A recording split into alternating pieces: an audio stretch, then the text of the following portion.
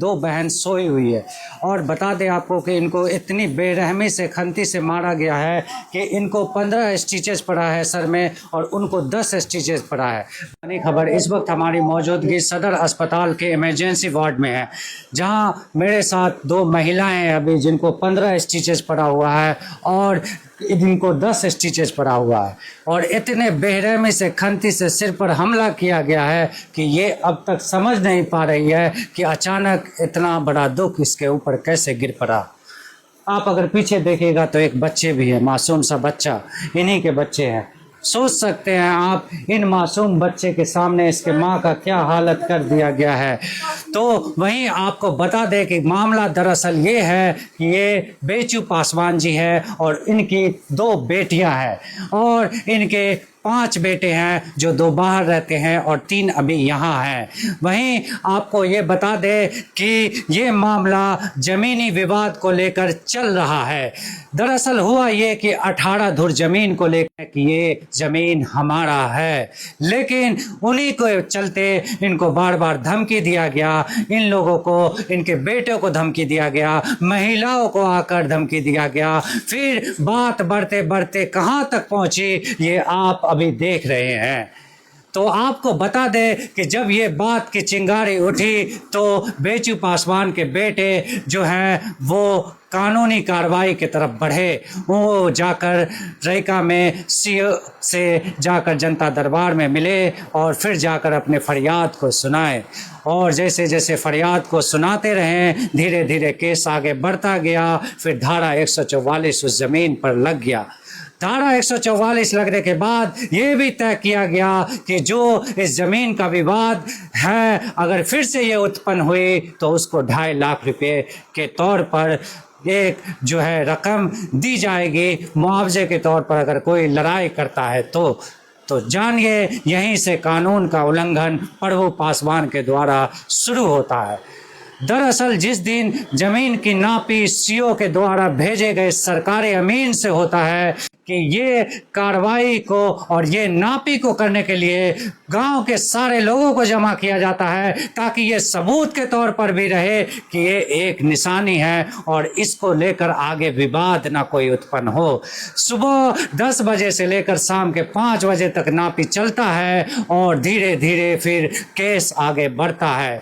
जब ये पता चलता है कि सारा ज़मीन बेचू पासवान का है और फिर उसके बाद ये तैयार हो जाता है और ये अमीन का जो नापी है वो पूरा एक तौर से मिल जाता है, तो ये फिर बात एक विपक्ष दल जो प्रभु पासवान है जो दावा कर रहे थे कि हमारा 18 बीघा ज़मीन है उसको खलबली मच जाती है।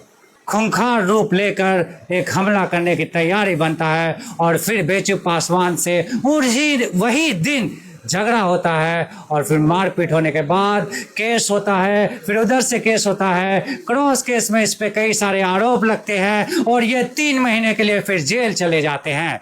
3 महीने के जेल चले जाने के बाद फिर ये वापस आते हैं। अभी 10 दिन भी नहीं हुआ था वापस आए हुए, फिर उनके बेटियों पर हमला हो जाता है। दरअसल आज हमला तब होता है जब इनके बेटे बाहर गए हुए थे, कुछ हाट पे जाते हैं, कुछ इधर उधर गए थे और ये दोनों घर पर अकेली रहती है और इसके साथ एक और बहन है वो भी रहती है।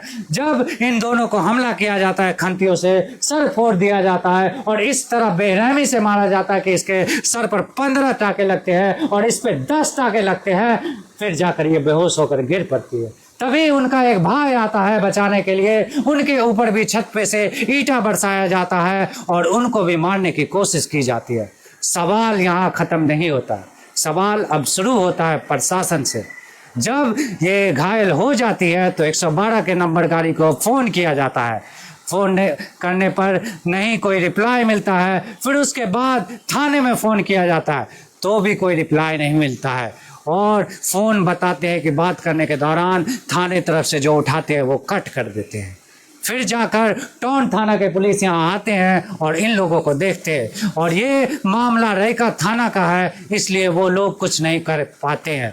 तो मैं यही कहना चाहूँगा, कल ये लोग मुड बनाए हैं कि FIR करेंगे, फिर जाकर हम भी थाने में पूछेंगे कि आप प्रशासनिक सेवा देने के लिए जनता को है तो आखिर इनको न्याय क्यों नहीं मिल रहा है।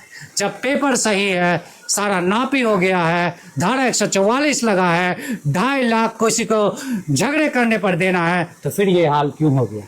जवाब तो देना पड़ेगा। आप कौन है बेचू पासवान के? मैं इनका बड़ा वाला लड़का हूँ। तो क्या घटना हुई? आपके दोनों बहन है ये? हाँ, बहन है मेरी। क्या हुआ? इनको हम लोग घर पे नहीं रहते हैं, तो ये क्या करता है, मैं मधुबनी में रहता हूँ डेरा लेके। ये जब भी देखता है घर में कोई नहीं है तो पीछे से हमला बोल देता है, सारे परिवार मिलके मारने चला जाता है। कौन कौन आज मारा था? इसका पूरा फैमिली मारा नाम मिलके। बोलिए।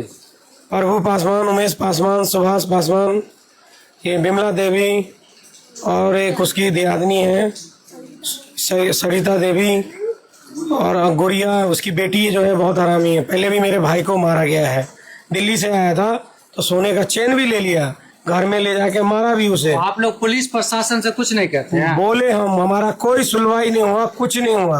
कब बोले थे? और उस टाइम पे भी मेरे भाई को जो मारा था ना, घर में कोई नहीं था। हम सब पानी का काम कारोबार करते हैं, पानी बांटता हूँ मैं बाजार में। मैं पानी बांटने गया, इसने देखा कोई नहीं है घर में, फिर इसको ले गया भाई को मेरे को घर में खींच के मारा सारा महिलाओं ने, और उल्टा केस उन पे डाल दिया। मेरे पापा को उसने जेल करा दिया 3 महीने का सबको, और अभी भी धमकी दे रहे हैं जो तुम सबको अभी जेल कराऊंगा, सबको ये कह रहे हैं। और ऐसा क्यों हो रहा है कि आपके पास सारा पेपर है जमीन का? फिर मारपीट कर? मेरे पास सारा बाबा दादा का सब कागज पत्तर है, पापा के नाम से सब है, पुराना उस जमाने का है, अंग्रेज जमाने का सारा कागज पत्तर है। और वो कल भी धमकी दे रहा था जो भाई सबको इनको जेल कराऊंगा मैं। उसके बाद वो कह रहा है जो मैं ये जमीन नहीं छोड़ूंगा, मैं तुम लोग को जेल करा के छोड़ूंगा। वो उसका जिद है प्रभु पासवान का। और पेपर आपके पास है, धारा 144 लगा हुआ है। हाँ। फिर उसके बाद ये कहा गया कि लड़ाई झगड़ा होगा तो 2.5 हम लाख लोग नहीं रुपए- किए, वही लोग इतना उसकी। कैसे क्या हुआ था? दूरा पर से अपना दूरा पर से घींच कर ले गए अपना दरवाजा पर।